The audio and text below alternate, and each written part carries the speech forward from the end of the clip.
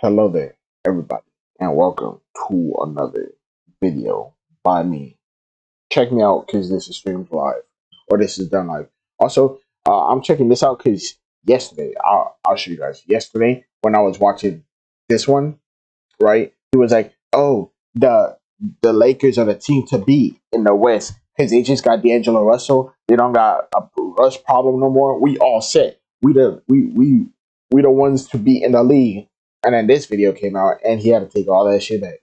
What up, Now he's basketball world? doing It's who one only won legend winner, and winners aka and Low, losers and of we the are trade. here today to talk about the winners and losers of the NBA trade deadline. Now, if you want my detailed opinions about some of the more major transactions that have occurred over the past couple of days, Kyrie, Durant, and Russell Westbrook, those videos are uploaded on the channel, so make sure you go check them out if you haven't already. I did watch But in those. today's I did video, I'm see not going those. to do that. I'm just going to give you some brief synopsis on some of the more major transactions that have happened leading up to the NBA trade deadline, label the winners and losers, and also probably hand out some letters. There's been ongoing. Let's start off positive. We have the Dallas Mavericks. Over the past couple of years now, there's been ongoing conversations. Can the Dallas Mavericks aid Luka Doncic by taking away some of that offensive responsibility and putting a star alongside him? Jalen Brunson last year was a pseudo-star, really didn't fill the role, and he still needed to upgrade, especially since they lost him in the offseason. And so picking up Kyrie Irving is a major, and I do mean major, upgrade that they desperately needed. Now, personally speaking, even though I do like the offensive load that he will be taking off the shoulders of Luka, I'm not necessarily in love with the defensive problems that this team will more than likely face moving forward, especially after losing DFS. Furthermore, it's not completely clear the type of commitment that we will see from Kyrie on his team, especially since he's on expiring contracts. Who knows what's going to happen after the season is over with. There is a possibility that it is a rental, but even if Kyrie leaves, moving off of Spencer Dinwiddie's contract is a major plus. So all in all, I'm still going to label the Dallas Mavericks major winners. I'm going to give them a B+ to a A-. To me, it can't be any higher than that because I do believe there's a lot more teams in the Western Conference as it's gotten much more stacked that it doesn't really make Dallas as great of a contender as I think a lot of people thought when the trade happened initially, but still major winners. The Phoenix Suns, another massive winner, and I'm going to go ahead and just say I think the Phoenix Suns are the biggest winners, or if not second biggest winners of the trade deadline. As we all know, they just acquired Kevin Durant, and in the process, they did lose some depth in Mikal Bridges, Cam Johnson, Jay Crowder. Well, I don't know if Jay Crowder wasn't even playing because he wasn't playing, but you know, they lost some depth in Cam Johnson and Mikal Bridges, but they did get a major upgrade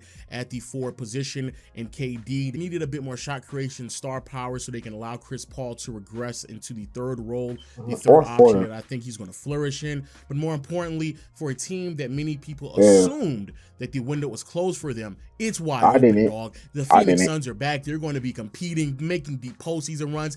I like what Phoenix did. I do like the fact that they grabbed life by the balls. They took the opportunity, they seized it, and they traded. Whew, boy, the West looking nice for them playoffs. Man, first of all, let me say this.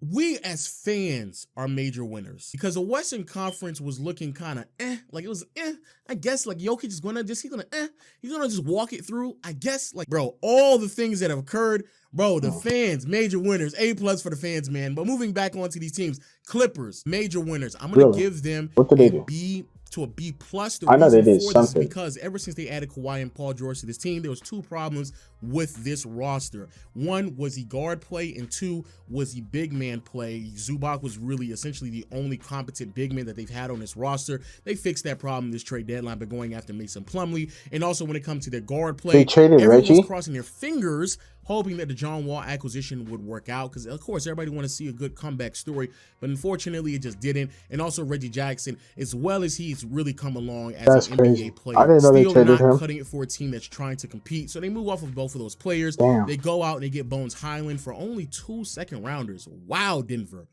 Wow. And they also get Eric Gordon from Houston. Eric Gordon, I actually love the Eric Gordon pickup. A lot of people may not be aware of what Eric Gordon has been doing out there in Houston. Thick body, solid frame. So it's a switchable guard, even when he is standing at like 6'4", 6'5", still can give you some switchability, which is what this team really relies on. He fits in perfectly with this team. Shout out to New Orleans, man. New Orleans went after Josh Richardson. That's a smaller deal.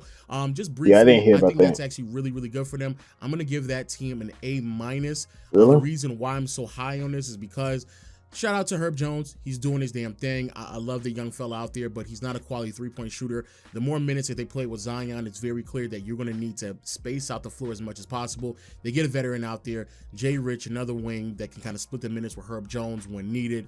I do love that. And then also we have the Los Angeles Lakers. My Lakers dog! Rob Pelinka, you did it. You lucky son of a gun, dog. Oh my goodness, Rob. Oh man, Rob, you are the trade deadline MVP, dog. Oh my goodness. Finally got off of Russell Westbrook. Oh my God. The longest year and a half I've ever seen in my life. I'm actually showing way more emotion now than I did in the actual Russ trade. I am so ecstatic that Russ is finally gone. Looking in the 3-team trade where they moved off of Russell Westbrook, not only they picked up a starting caliber point guard in D'Angelo Russell, they got some defensive versatility in Jared Vanderbilt. Another quality shooter in Malik Beasley. Then after that, even though Thomas Bryant was complaining he wanted a larger role, that's fine. Yo, I appreciate Thomas Bryant and his services. I truly do. This is not me trolling.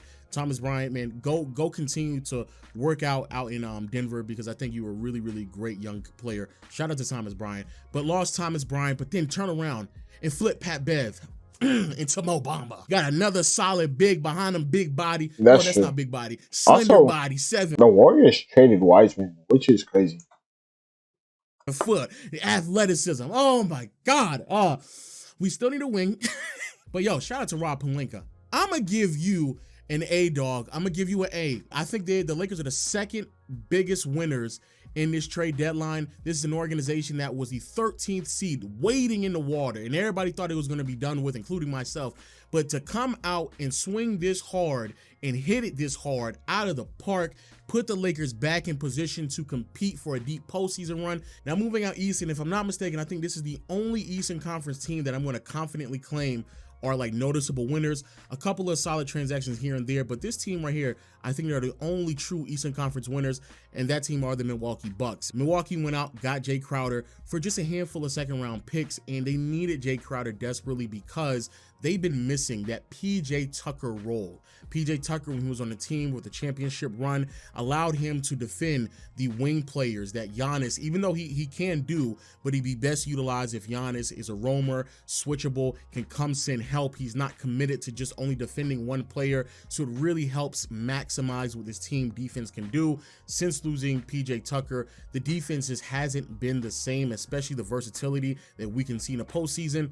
Jay Crowder provides that. Maybe not as solid as a defender as PJ Tucker is, but I actually think Jay Crowder offensively is a bit more dynamic than what PJ Tucker can provide. Now, in terms of the teams that I'm fairly neutral on, shout out to Philly. Got a little bit more length and athleticism out there in the front court with Jalen McDaniels. I like that pickup. Moved off Matisse Thybulle because you really weren't using him. However, I need a backup big, Daryl. I need a backup big out there. Those minutes from Montrezl Harrell, they're getting pretty goddamn disgusting, Daryl. You need to give me a backup big. Is he playing? But I'm still fairly neutral on it. I like the Jalen McDaniel pickup, get a little bit more athletic in the front court.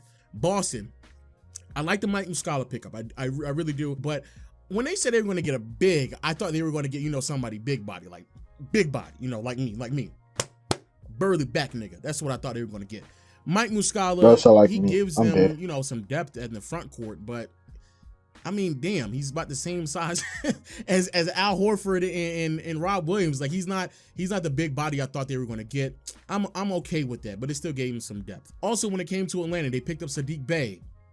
I'm borderline almost willing to call Atlanta a loser here. Even though I do like the addition of Sadiq Bey, it's more talent to a team that I think can be a little bit more diverse offensively. I think it might be good for him. It really needs to be, but you put him on a team with a quality playmaker like DeJounte Murray and Trae Young. Actually, Trae Young is a great playmaker, and I do think offensively you're going to get a lot more out of him. However, nigga, it's like year 3 of them trying to move John Collins, and it's still not working for them. And so because you were not able to move John Collins, I don't really know financially what you're trying to commit to. You're going to have to give Sadiq Bey a contract extension. Same with Bogey, same with Murray. So I don't really know, like, what's the direction that we're heading into. I thought the reason why this team was moving off of certain players like Kevin Huerter is because of the financial commitment that they did not want to make.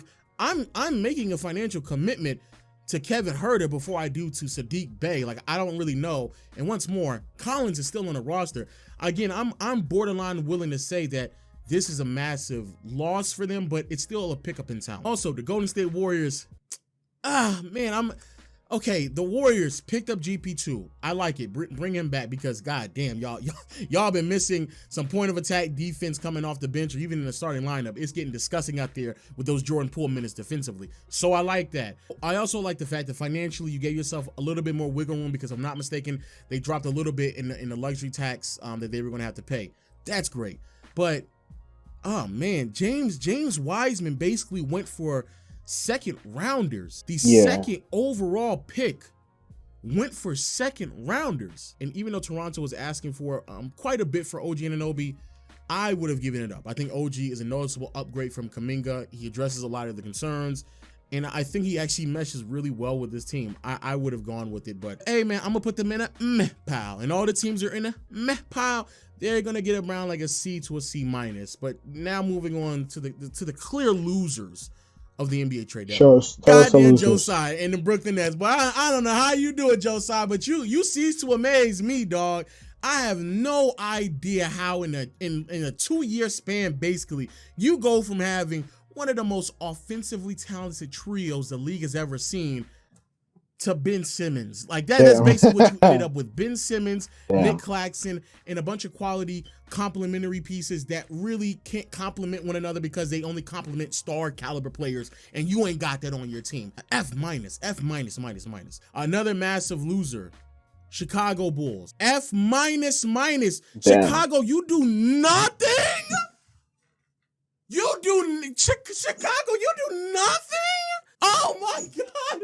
Chicago, you do nothing? Chicago's a losing organization. Vucevic is on an expiring contract. DeMar DeRozan only has 1 more year after this. Kobe White will be looking for an extension. Now all of a sudden, there's rumors claiming that Zach LaVine ain't really messing with anything that's going on that team, especially Billy D. I mean, you do nothing? And I think there was like a report claiming that, oh man, you know, the East is wide open. If it is, it ain't for you. Do you know? Does he know? Do they know? Y'all niggas are jokes with bad punchlines. I swear, bro. It's ridiculous. Chicago did nothing. It's a stupid team. Trade Zach LaVine. Why do I have to watch good young players on bad, poorly ran franchises when they don't want to be there? And speaking of somebody who's wasting their years away, but at least this brother's doing it to himself, Damian Lillard in the Portland Trailblazers. Portland, again, once more, does nothing. That's heading back. They do something, but everything is like, at best, lateral moves. Hey, yo, my brother Chris Haynes, and I love you, Chris Haynes. I really do. I thank you for your work. I thank you for your efforts. I thank you for what you do, your due diligence in this community, brother. And you're a great role model for people like me, brothers like me trying to get where you trying to get to, my brother. But my goodness, I'm okay with the copy and paste Dame tweets, okay? I'm okay with the copy and paste Portland Trailblazers tweets. I don't need to go another subsection of the year sitting here telling me, hey man, Dame, he ain't running from the grind. Dame isn't running from the grind. That's December. January, Damian Lillard does not want out of Portland. February, Portland Trailblazers not looking to rebuild. It's the same sentences over and over and over again. And it's been like this for like 2 or 3 years. Other 2 losers, Memphis Grizzlies, Sacramento Kings. Only reason why I'm saying that, and the Denver Nuggets for that matter, only reason I'm saying those 3 teams is because now the Western Conference standings basically don't mean anything. Everything that y'all did for the first basically half of the season means nothing. It is meaningless because all the teams below you all, not all of them, but a good portion of the teams below you all who are trying to compete got significantly better. So the standings in which we see today more than likely won't really matter because we all know Memphis and Sacramento, they are not the second and third best teams in the Western Conference anymore. I gotta make a tier list video ASAP. After this video, I'm making a tier list video because I do want to make that. Finally, a team that may be just as big as a loser as the Brooklyn Nets. We have the Minnesota Timberwolves. My goodness. PU, dog. This is disgusting. It's disturbing. It's concerning. There's no way that you're telling me every single day that passes us by in this NBA season that Rudy Gobert trade looks worse and worse and worse. But the reason why I say that about the Rudy Gobert trade is because every single day, by the hour, by the minute, by the second, that team looks even more midder. Then we look at the Western Conference, it's got way more competitive. So even if you're crossing your fingers and praying to the basketball gods, you Minnesota Timberwolves fans, it really don't matter if Karl-Anthony Towns come back or not. It's done. The Western Conference is top lock now, and y'all not a part of that conversation. Let's keep it a beam, dog. And then when you look even further beyond what they're going to do in the upcoming seasons, the reason why you had to let D'Angelo Russell go and basically got nothing, really just Mike Conley, is because you cannot make any financial commitments to make the team better than what they are right now, even if the players on your roster already. That's disgusting. That's disturbing. By far the worst general manager job in the NBA, because I would never want to GM a job where I don't really have any flexibility on what I could or couldn't do, but I'm still expected to make deep postseason runs because of the commitment that we made to Rudy Gobert in a Karl-Anthony Towns front court. But yo, let me know in the comment section below y'all thoughts about the NBA trade deadline. Once more, or if you want my detailed outline thoughts on the Kyrie, KD, and Russell Westbrook trade, all those videos are uploaded on this channel. The main channel, I will be uploading some more detailed videos about the Brooklyn Nets, LeBron James, a lot of things to talk about. And make sure you subscribe to this channel because we will be uploading more content here. We got hot takes post-trade deadline. We got tier list videos post-trade deadline. You don't want to miss out on it. And until next time, I'll see you all later, man.